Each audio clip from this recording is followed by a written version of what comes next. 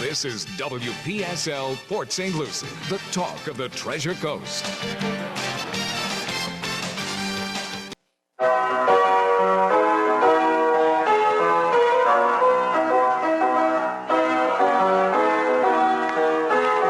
Time now for Ask a Rabbi. Making the final preparations for the show this morning. You said the Friday night, third Friday Shabbat's back, huh?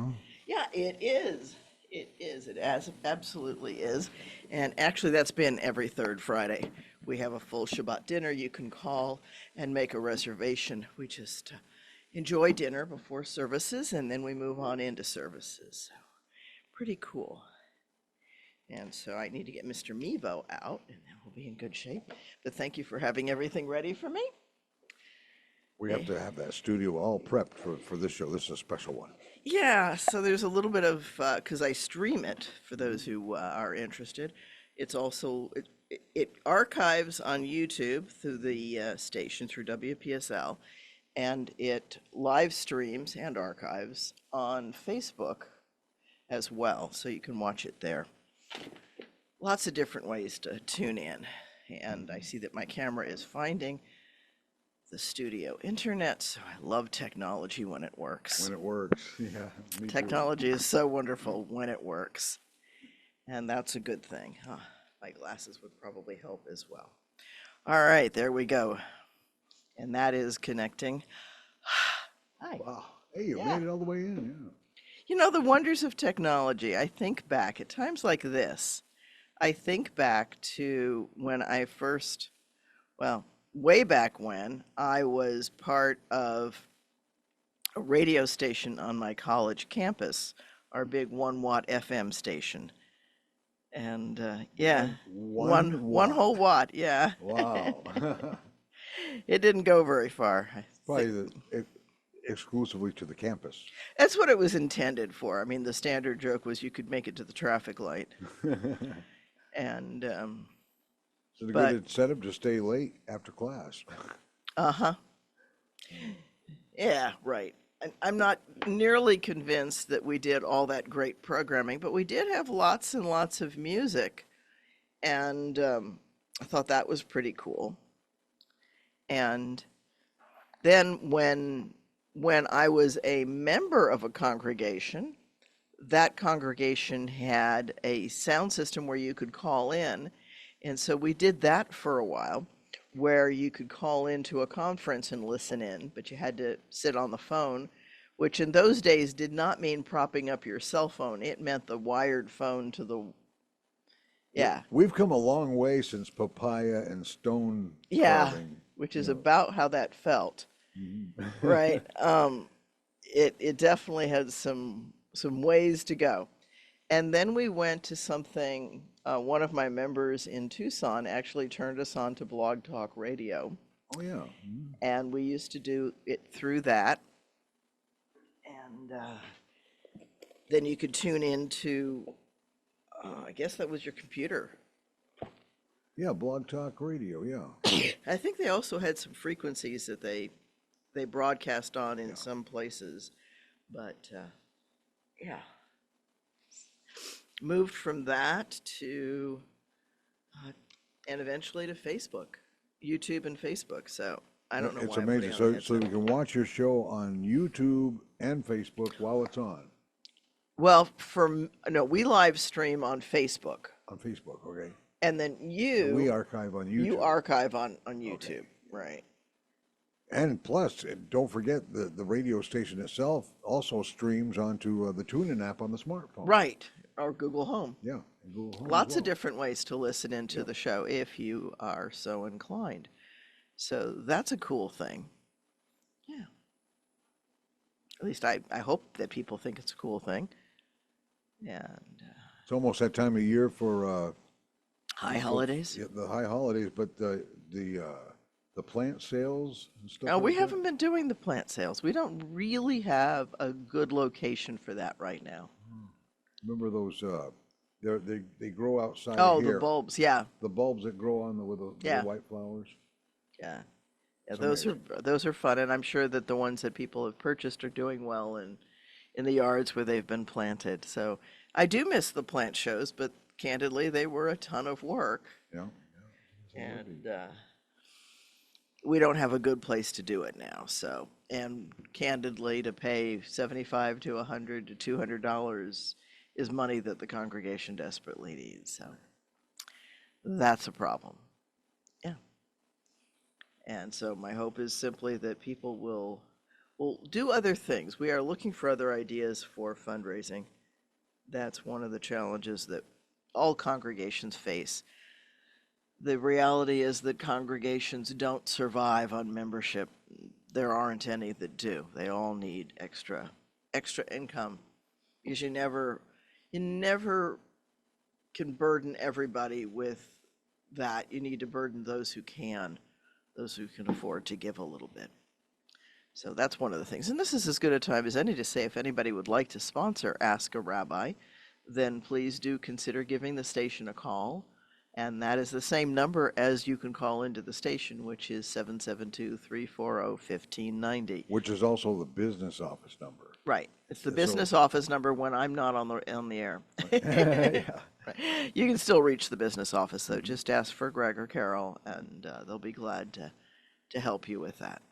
So lots of different ways to help with this. If you enjoy the show and you'd like to support one or more episodes, please do contact the radio station, and they'll help you do that.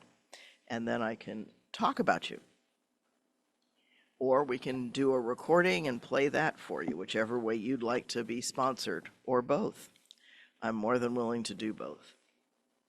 We can produce a special commercial for your business if you want to help sponsor this show, Ask a Rabbi, Friday mornings. Absolutely.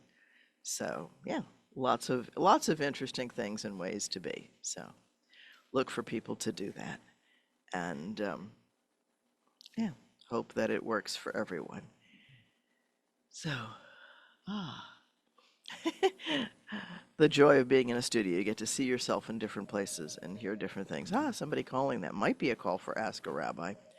And again, that's the same number. That's 772-340-1590 if you'd like to ask me a question. And so we do have a call coming in. It'll be here in 1 second. As a matter of fact, Martin is with us. Martin, thank you for calling in, Martin. Go ahead. Okay, a humdinger of a question for you to start the day. Okay, a humdinger of a question. How do you separate people like Bernie Sanders, who is ancestrally Jewish, but is actually a Marxist, and explain to people he is not really a Jew, he is a Marxist? Okay, okay, the question because I'm going to repeat it because not everybody on Facebook can hear you. So thank you for calling in, Martin. He is And the as question, Jewish as a ham sandwich. and the question was, how do I tell people that Bernie Sanders is not really Jewish because he's a Marxist?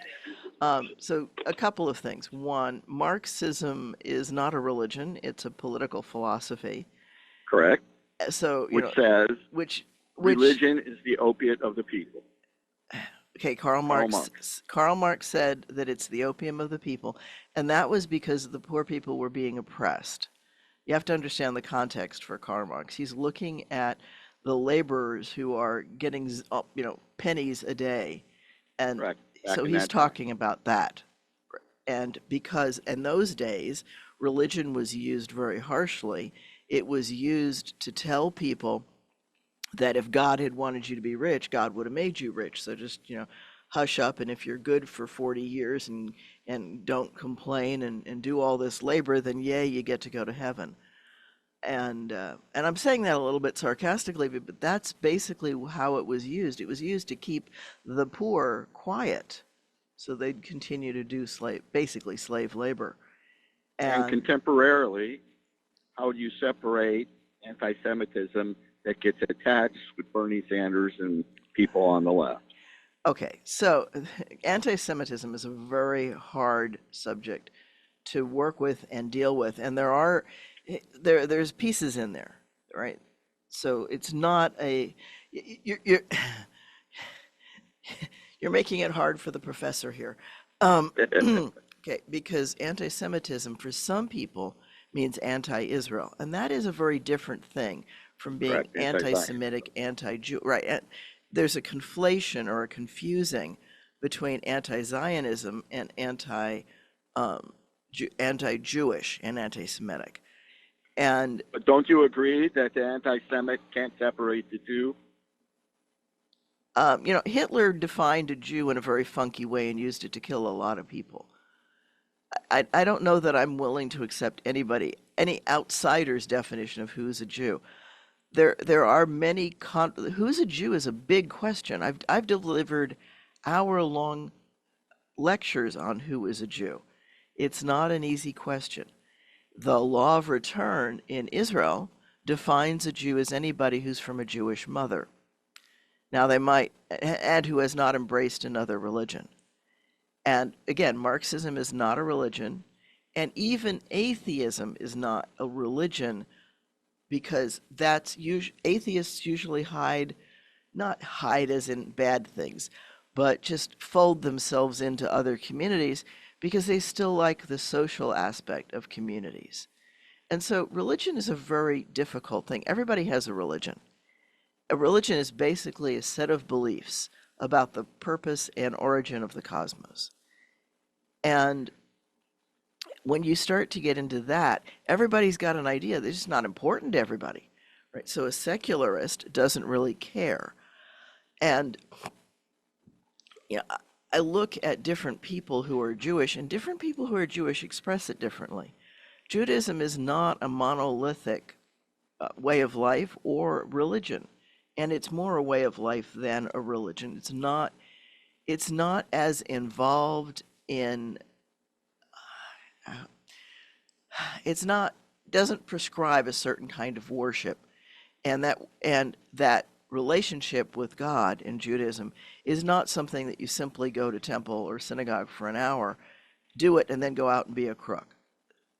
The idea of It's a way of life. it's a way of life. So there are rules within Judaism that say things like, don't go into a store unless you are willing to buy, because it is cruel to the storekeeper for them to think Can you repeat that for my wife when she goes to the mall? I hear you, right? Because it's an American social thing to go window shopping. And Judaism would say window shopping is good at night when the store is closed and you can shop in the window.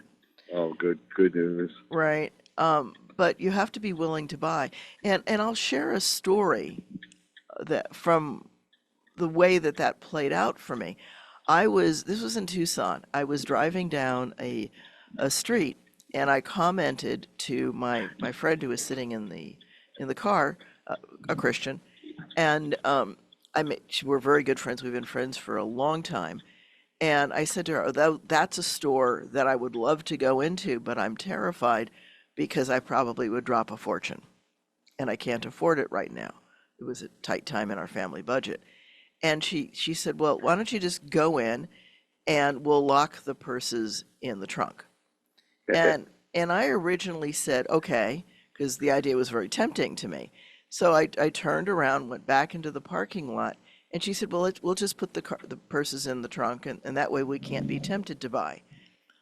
And boy, I'm doing it all wrong. I've been locking my wife in the trunk and letting the purse down. I gotcha. And thank you, Rabbi. I have to go. Okay, thank you. So, and the end of that story was that I said, no, I can't leave it in the trunk because I can't go into the store not willing. If I resist my temptation and don't buy it, that's okay. But I have to go in being willing. And if I lock my purse in the trunk, then I'm saying I'm not willing. And that's the kind of thing that Judaism has rules about. Now, does that mean that every Jew oh, heck no. There's no religion, there's no society where everybody obeys every rule. Everybody picks and chooses. And I'm a rabbi, but who am I to say who's more or less Jewish? I guess that's the piece that I was going to go with on that. And it's not because of a political belief. I'm not going to stand here and say, oh, if you're Jewish, you can't vote for candidate X or Y. That doesn't make any sense. We Judaism is about free will and about choice. It's about the right to make a mistake. That is a human right. In a lot of Christian circles, there's a lot of scripture, but there's a lot of doctrine There's a which has ton of been doctrine. added on to the Right. scriptures as if it was in the scriptures. Right. So, for example, the issue of abortion. Yeah. Actually, if you look at scripture carefully, I would argue that it supports abortion because there are not well, that's not true. There are penalties for causing a woman to lose her child, but you don't harm the woman for it. Right. Right. You harm the person who causes it. There's a description in scripture about two men fighting, and the woman goes in to break it up, and one of them punches her in the stomach or in the abdomen and causes her to lose the baby. Then there's a liability with the fight. But the Bible, the scriptures, is all about tort law. I know that you and I, Cliff, have talked about an eye for an eye and a tooth for a tooth. Right. And,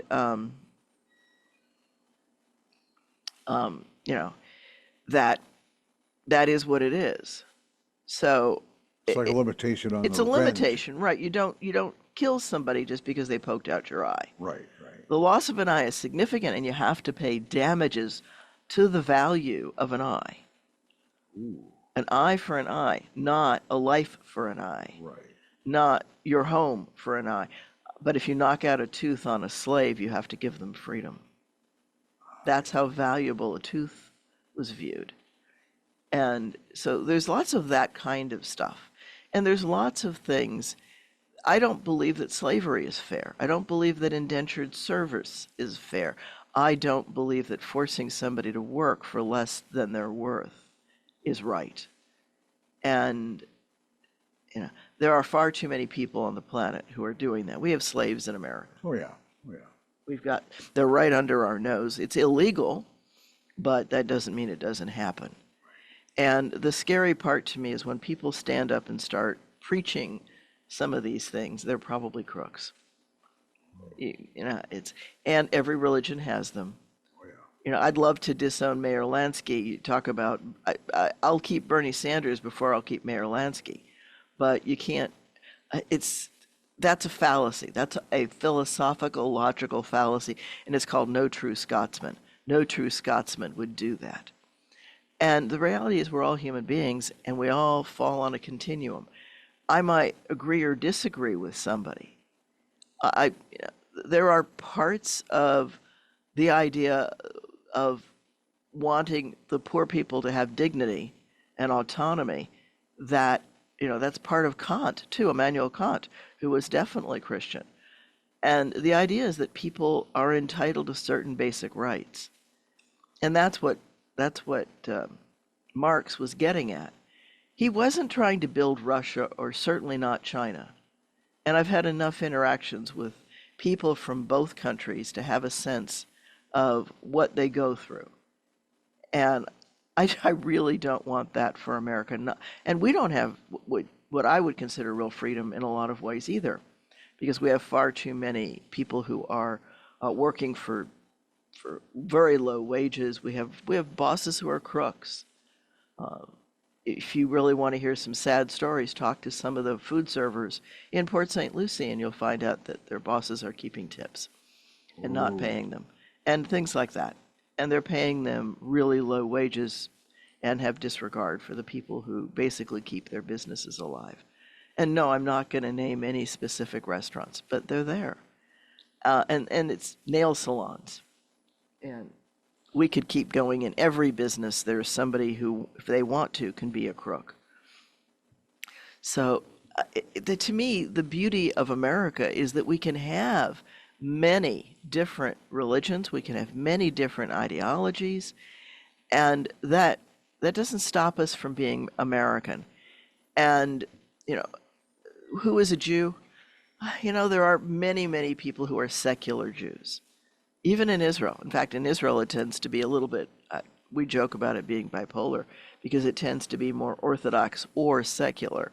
They don't have a lot of middle of the road except for So the it's one or the other, no middle of the road. there's not as much middle of the road, and there's a little bit, and it's growing, and that's largely due to immigration to Israel from England and America and places that have what they call Masorti, the middle road. Well, Christianity, it's called compromise. And, compromise to me is actually a way of everybody losing. And How to be good losers. well, it's about nobody getting what they really, really want. And the problem with compromise is that it deals with the surface instead of getting down to the root. And the classic example that I use to describe that is two people come into the market. There's one orange, on the shelf, and they both reach for it simultaneously. Excuse me. And the compromise would be to cut the orange in half and give each one half. And that's a lose situation for both of them. Because if you would explore and ask them why they need the orange, you would find one of them needs the peel to make a zest, and the other one needs the juice for their recipe. And if you would talk to them and find out what they need, they would tell you they need an orange. Yeah. Right? Because that will satisfy the need. They don't need the orange. They want the orange because it would satisfy the need of having the ingredient for their recipe. But if you would talk to them, then the deal that you could work, the consensus that you could come up with, is that somebody buys the orange. You pool your money, you buy the orange together. One person gets the peel, and the other one gets the meat to get the juice. It's a good, honest compromise. Well, it's deeper than a compromise. Deeper than a compromise, and that's the challenge. So I have a personal dislike for the word compromise, because compromise usually means cut something down the middle. And there's the story of King Solomon with the two women who come forward with a baby claiming it's theirs, and Solomon proposes to cut the baby in half. Right, and now the real mother would say, no, you go ahead and let her have it. Yeah, exactly. Right. So there's something deeper than the surface compromise. The cut it in half and we'll share is not, that's almost a bully tactic. Okay. And so to me, there's a lot of issues connected to that. And it has to do with not really hearing people and not asking what they want. And so I would offer, instead of labeling people as this or that or pink, or, it's not like you have to be purple or male. They're not exclusive. They're different shades of different things. And there isn't just one solitary path down any road. It's, so that's as good a launching place as any to bring up the other topic that actually does scare me, which is the Project 2025. That if you don't know about that, please look it up. Look at Transition 2025 or Project 2025, and it's a huge document. It's very, very thick, and they do that purposely because, in fact, as they like to say, the devil's in the details. And if you don't dig down into what's there, they call themselves nationalists, and that's the first word of Nazi, folks. Yeah. So the Nazis are from nationalism in Germany, and a Germany first kind of, they're playing the same playbook, which is a scary thought, right? That was one of the planks of Hitler, was Germany first. And if you don't study history and don't pay attention, you might miss that detail. So yeah, Project 2025 is a very scary thing that needs to, they're doing the same thing as Mein Kampf. Germany, in Germany, Hitler put his playbook on paper and nobody read it. Everybody bought it, but nobody read it. Very few. More people have read it these days than they did back then, Yeah.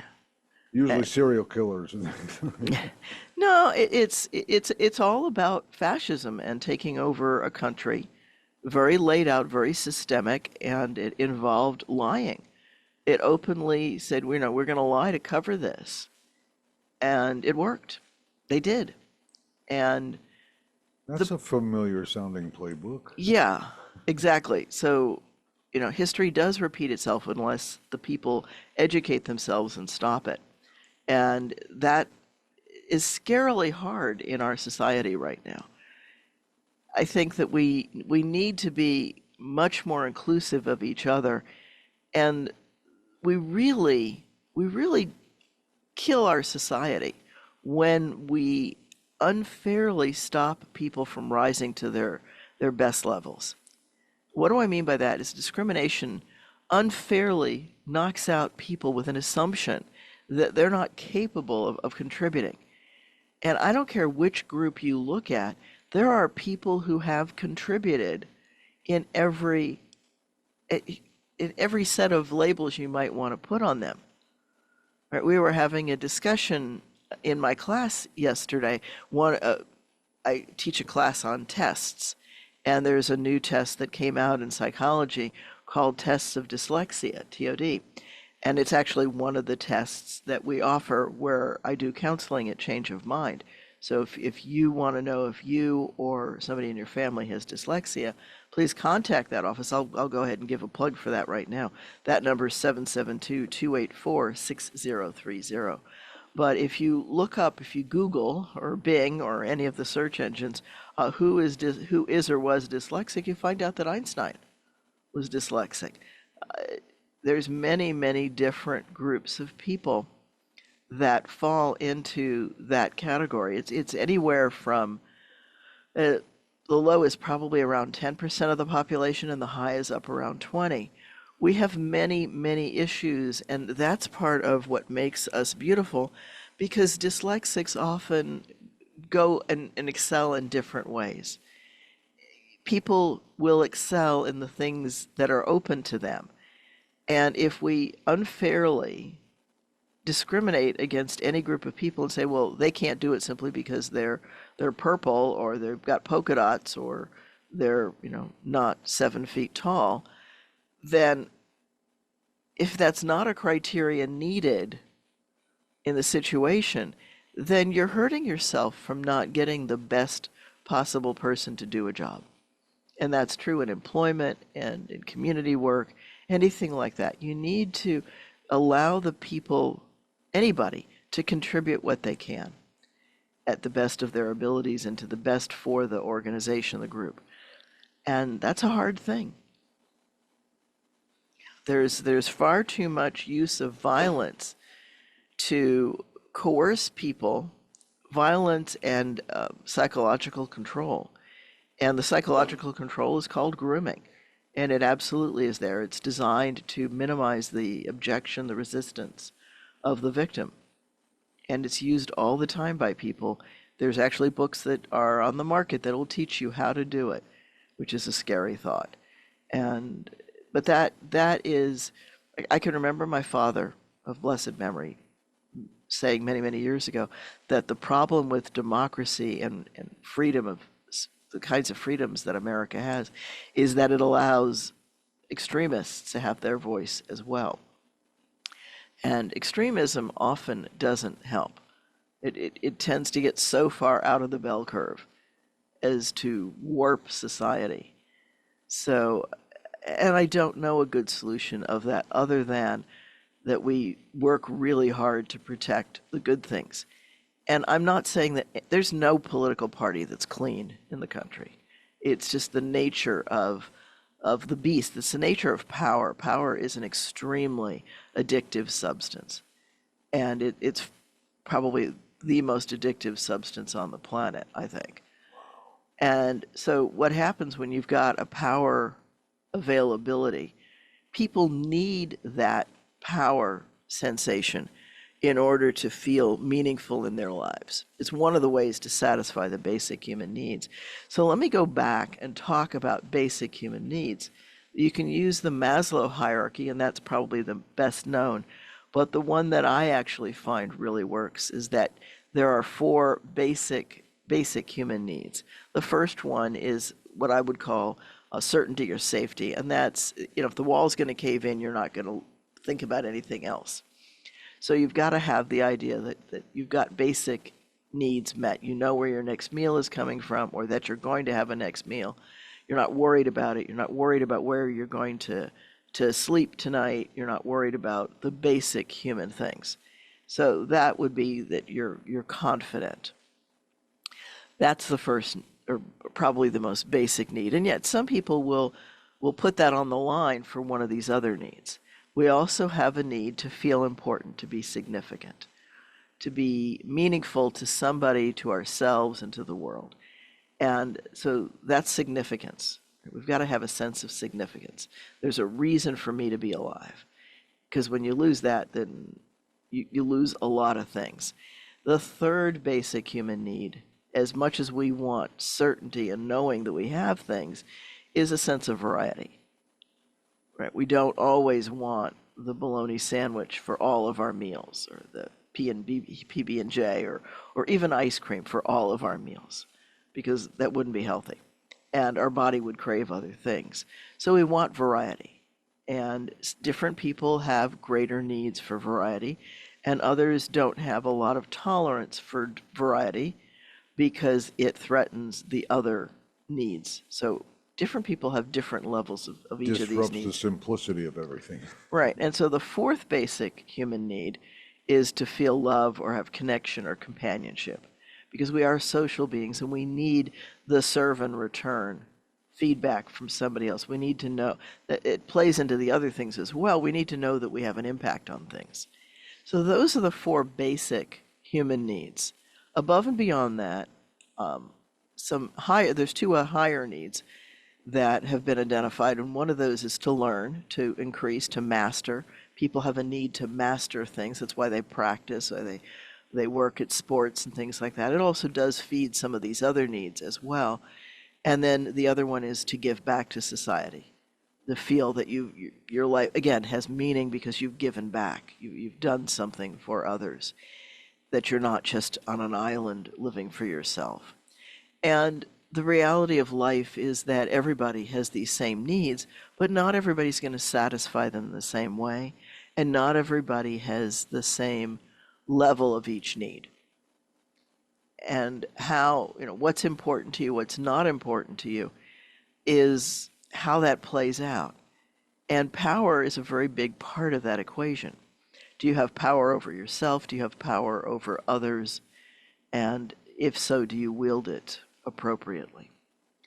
So yeah, we've got to satisfy those basic needs, and hopefully do so. My gold standard, if you will, of doing that is, do you hurt somebody else in the process? And if you do, make restitution. And if you can stop it, stop hurting somebody. Okay. And I recognize that when you're doing self-defense, you may have to defend. The point is that some people use the argument of self-defense when it's not really. Yeah, we see a lot of that too. Yeah. And we see a lot of people with a rage, whether it's clinical rage disorder or below clinical levels. If it's harming others, if it's messing up your relationships, then dealing with anger is a very important thing. Dealing with anxiety is really important. And we often equate anxiety with intelligence, and it's not. Very intelligent people are anxious. And I have to tell you that I loved, there was a thing on that was wherever it was, on a TikTok or some video of a weather forecaster, I believe in Australia. It was somewhere with an accent.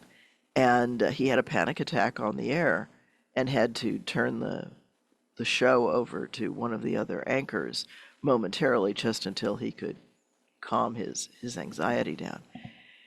And that's just, sometimes bodies do that. They go into that, and there are medications that can help, but they may not cure it.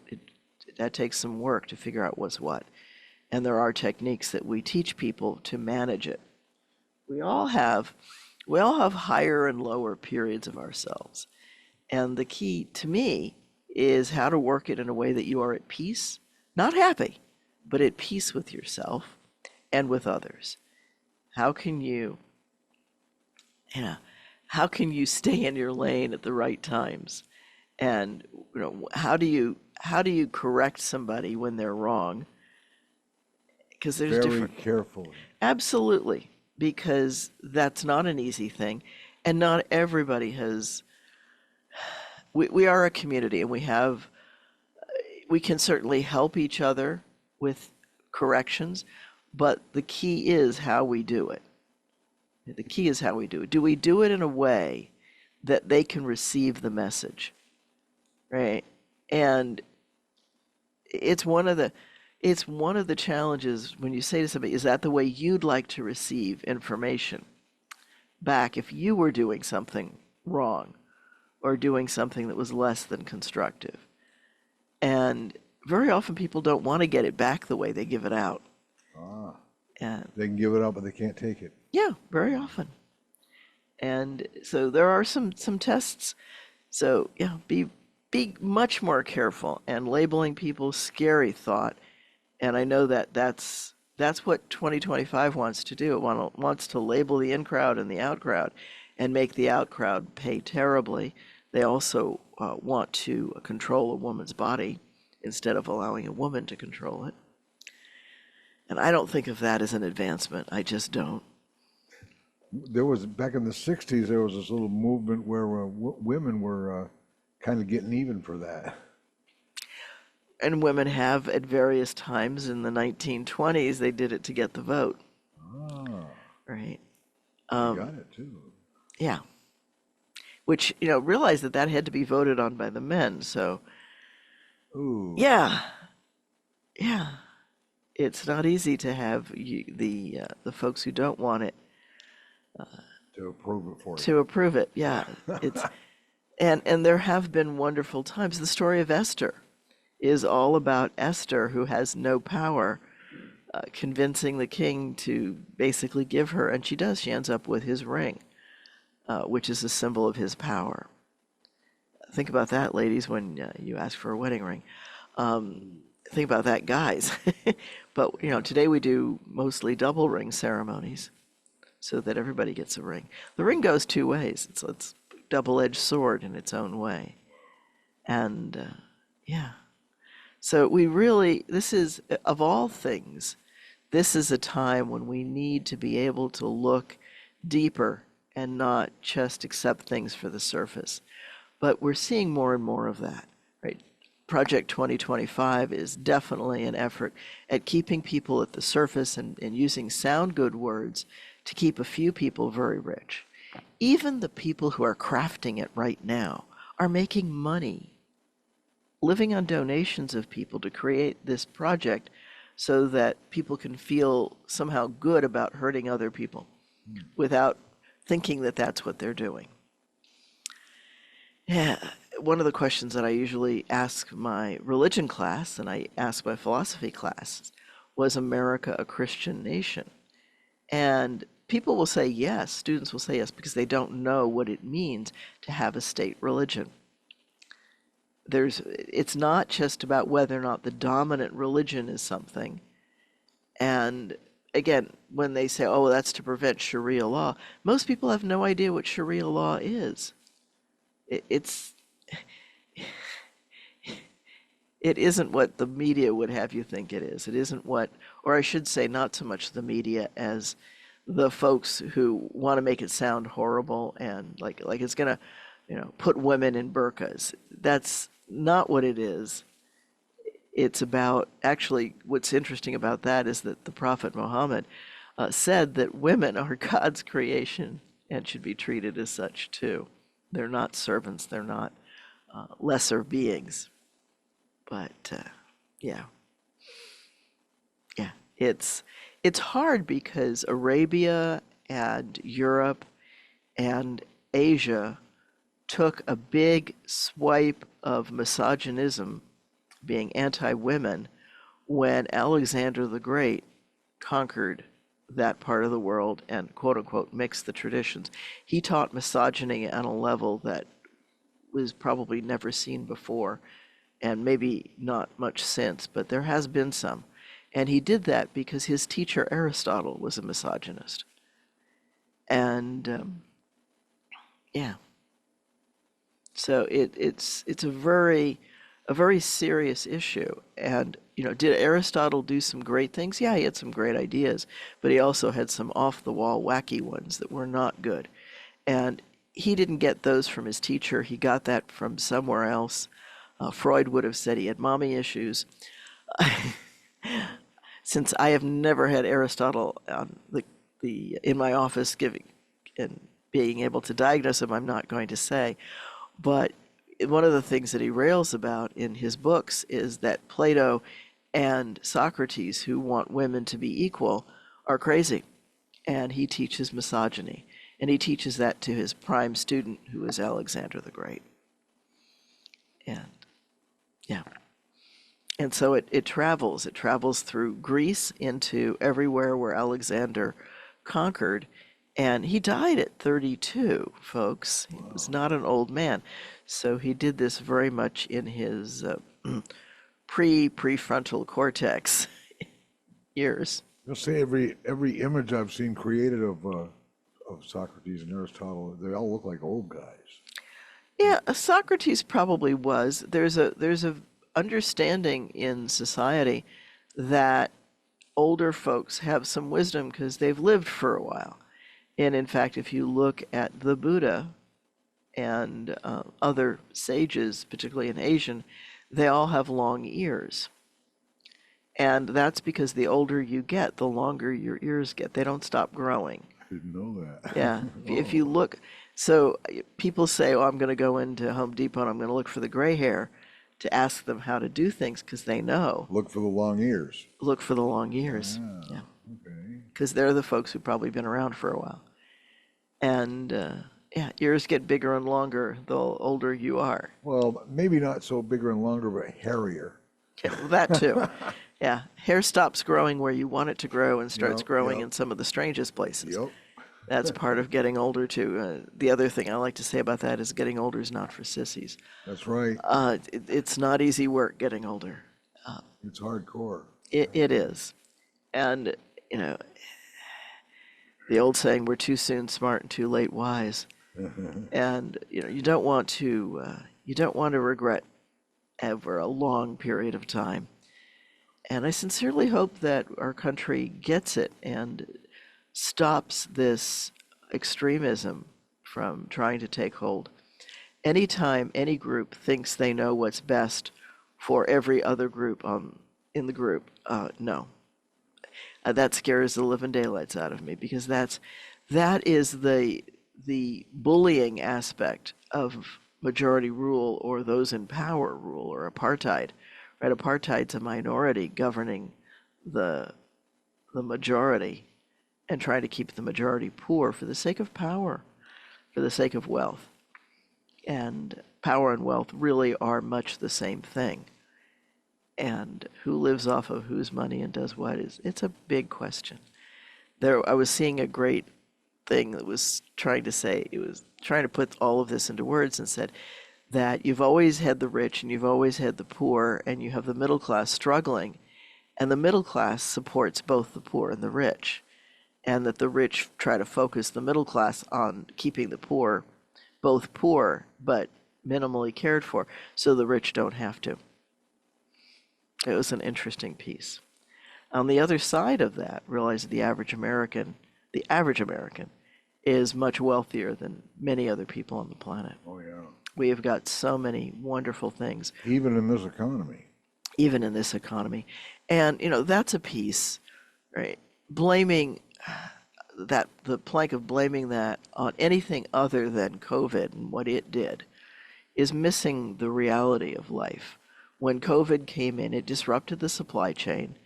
It jacked up the prices on the supply and demand, that free market concept that we operate under. And the reason that gas was so cheap during the pandemic is because nobody was driving. And they just couldn't keep the prices inflated. People needed to sell gas, and it became very competitive because there wasn't a lot of buyers out there. And so sellers had to be very much into it, and the people who control the oil prices understand that. Prices always go up around an election. I've noticed that over the years. It's a very controlled piece. The other reality is, if you've got a 15-gallon tank, 10 cents of a gallon is $1.50.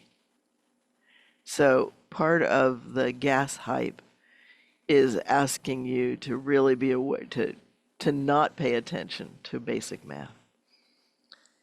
And being able to do numbers is an important skill. We really need to work with our kids to ensure that they can do numbers to the best of their abilities. And some kids will have trouble with number. Dyscalculia is what that's called. And, it's a scary piece. But I'll come back and say that doesn't mean they can't contribute something. They absolutely can. But we also need to not dumb down the rest of the populace. And we're doing that. We're taking away entrepreneurship in our schools right now. We're not fostering entrepreneurship. And I think that that's an essential piece of America, is the ability to do business, to start something up and see if you can make a decent living, honestly. And that's the challenge. The people who are willing to lie, and people who are willing to lie are not hinged to ethics, not well. And at the same time, talk about the Bible, God lies. God lies in the book of Genesis when Sarah laughs. Because the angel tells Abraham that Sarah will have a child. And Sarah's listening in the tent, and she laughs.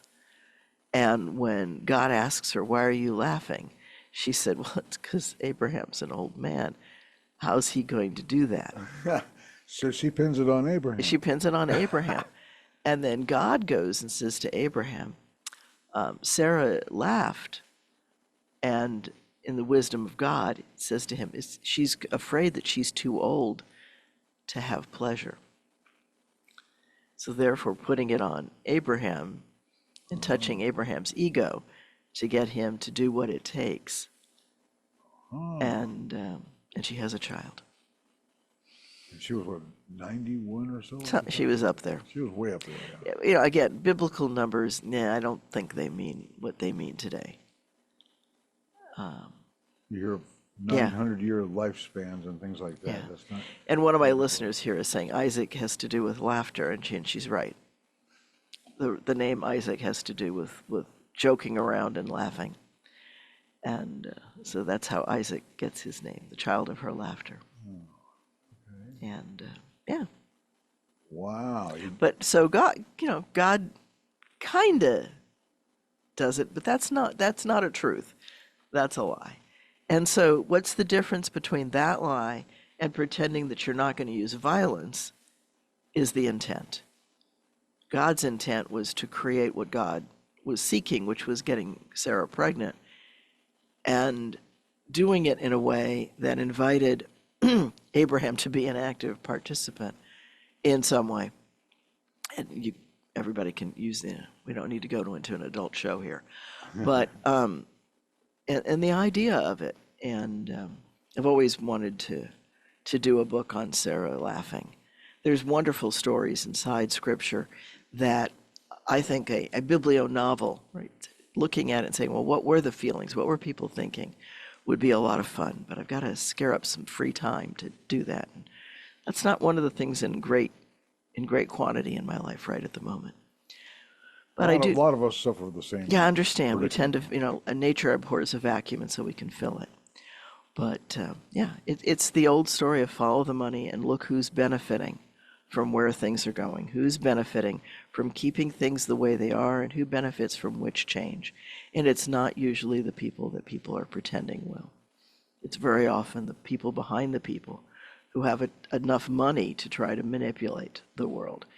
And we can be great people if we try. Yes, we can.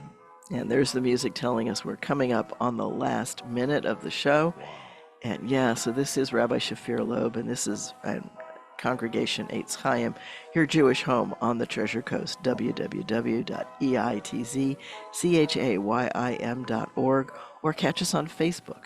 I'll have to get this up on YouTube pretty soon so we can binge watch it for a while and actually learn something from it. Well, there we go. So I hope that people have enjoyed that. And again, a thank you to the caller for getting us started on this topic and taking us through this riff. Shabbat Shalom to everyone. And yeah. Well, you've been listening to Ask a Rabbi from Congregation Eitz Chayim, and you can renew your inner Jew and resist that inner Roman from wanting to beat him up. Well, that would be good. It does. That's what happens to me. Hey, have yourself a good one. By the way, this is WPSL Port St. Lucie, the talk of the Treasure Coast, webcaster to the world.